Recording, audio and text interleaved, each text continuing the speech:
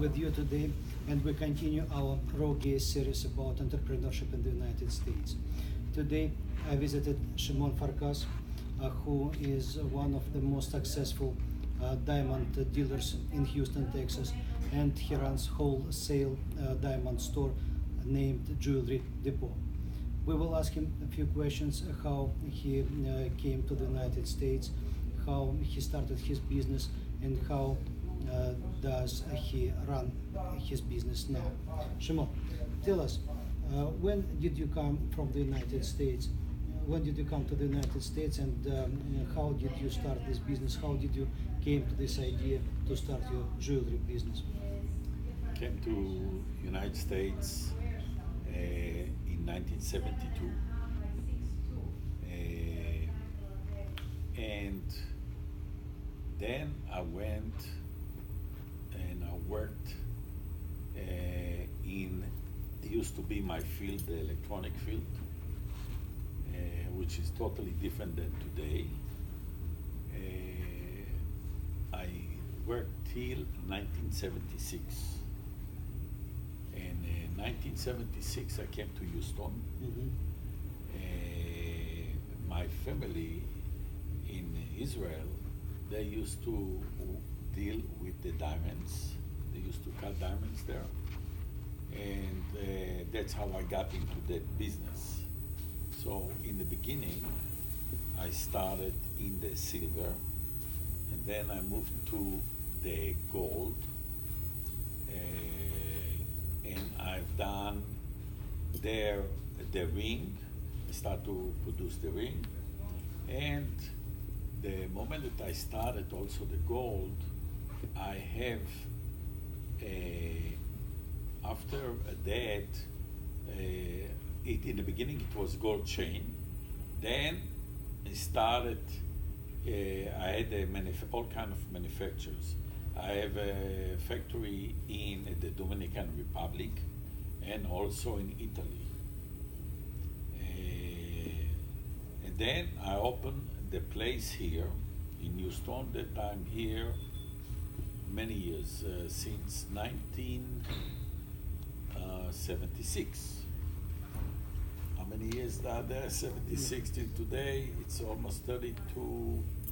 It's more than that. How many years? 70? Yeah, it's about 40 years. 40 years.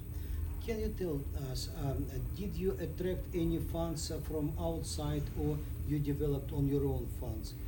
No, I developed my own. It's people don't give to you anything. I got it in the beginning, very little from the bank. They saw how I'm progressing, and the more I got there, they saw that everything worked the way we agreed. So the line of credit went up and became bigger and bigger, till we outgrew the bank. And that's how it started. Of course, then we went into the diamond business with the gold. And you really need the bank for the things. So that's how we started. Mm-hmm. What about your diamonds? What kind of diamonds do you sell? Is it diamonds from De Beers? Is it diamonds from Russia, from Yakutia, or from other places? All the diamond that it's called a diamond that no blood on them. Mm-hmm. Or there used to be a period that a lot of blood was associated with the diamond, and I make sure that there would not be blood diamond. And in order that it would not be blood diamond, you have to know where the originations. But that's how we started. And today we know that there is no blood diamond that we have. That's how we started. What is the source of your diamonds? Is it your family factory in Israel, or you take it from all over the world? It's not only my family, it's also, I buy the diamond also from outside for them. but I have to pay them like I pay to anybody else. But it's usually those diamonds are all coming from Africa, or which is South Africa, or those diamonds are coming from, I would not be surprised, or Canada or Russia or something like that. And usually in Russia, it's known that they have a nice material. Also in Canada, the material itself, it is white and clean. That's where so I'm looking, when I'm buying it, that it will be a decent and a good diamond. Your diamonds are certified by GA, by all these Yeah, associations. all the diamond that I buy, they are certified diamond. Yes. If to compare your diamonds with the diamonds what offer such famous manufacturers who has stores in Houston, like De Beers has a store in Galleria, Harry Winston.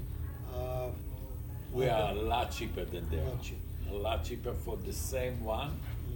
And we do have on some the same certifications.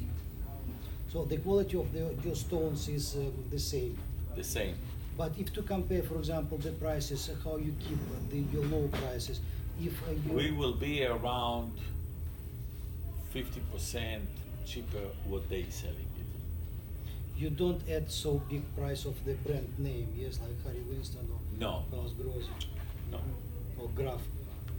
Graf, it's a big name. Yes. And they don't give their merchandise for free. They are very proud with their merchandise. Do you work with the colored diamonds like pink, blue? Yes, more in the yellow.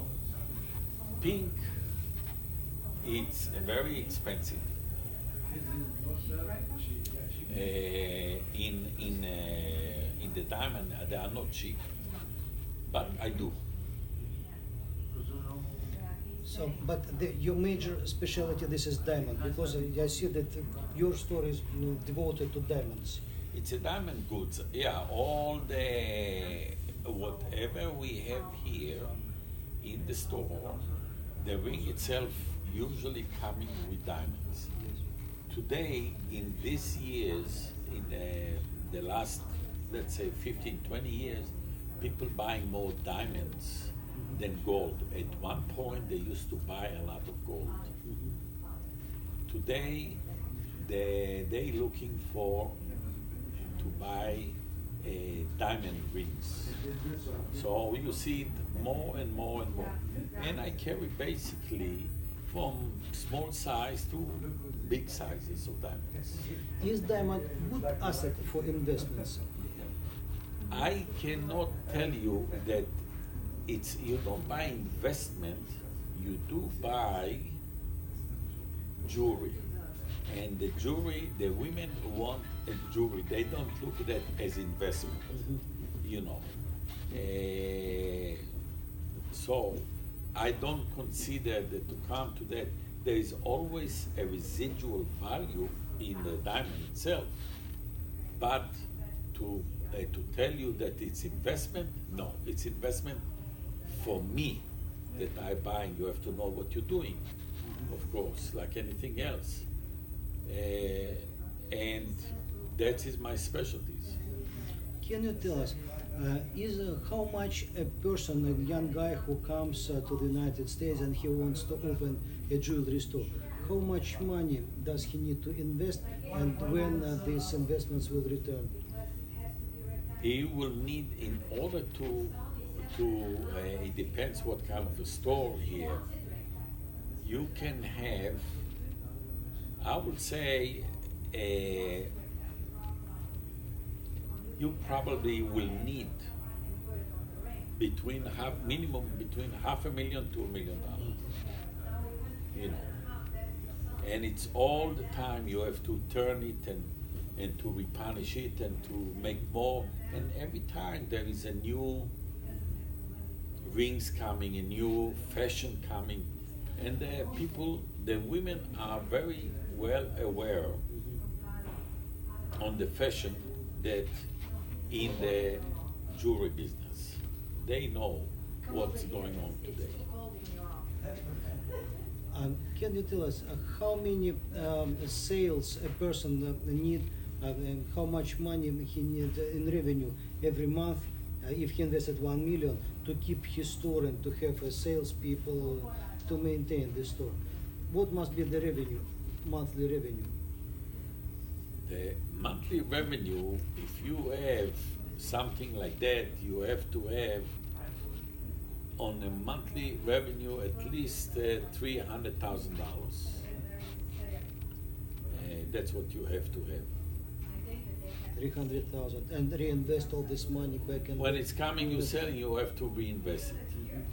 The moment that you are not, you will fall behind. From this 300,000, how much profit can be what he can take home to put in his pocket?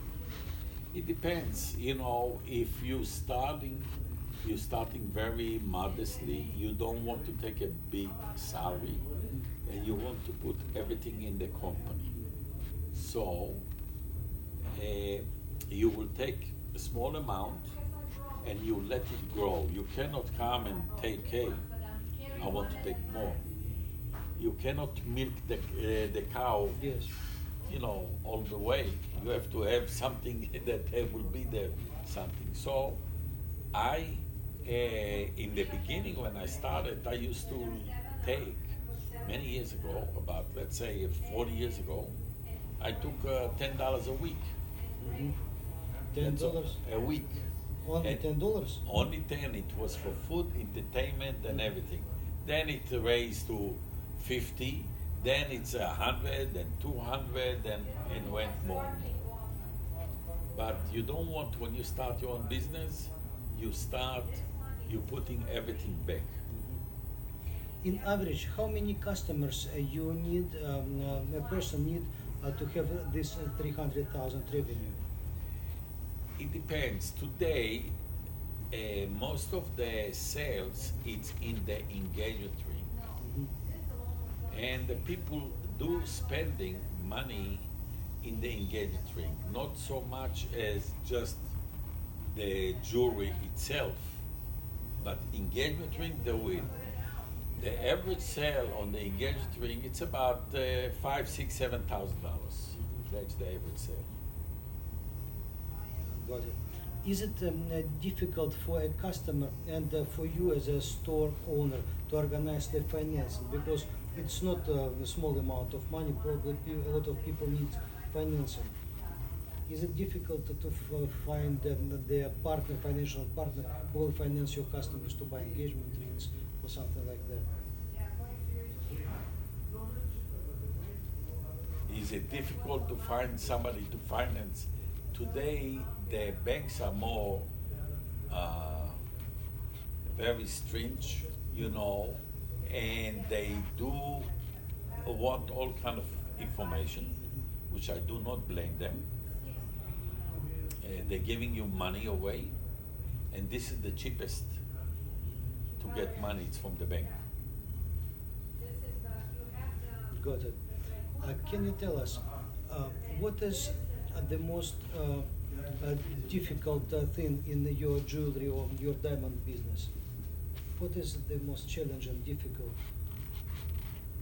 What is challenging in the diamond business? Yes.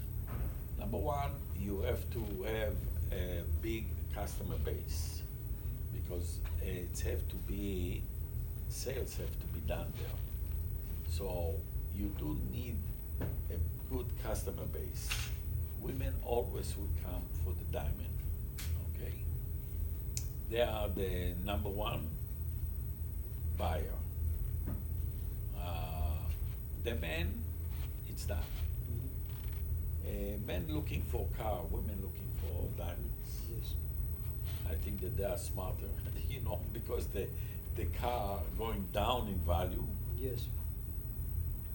not in the diamond. But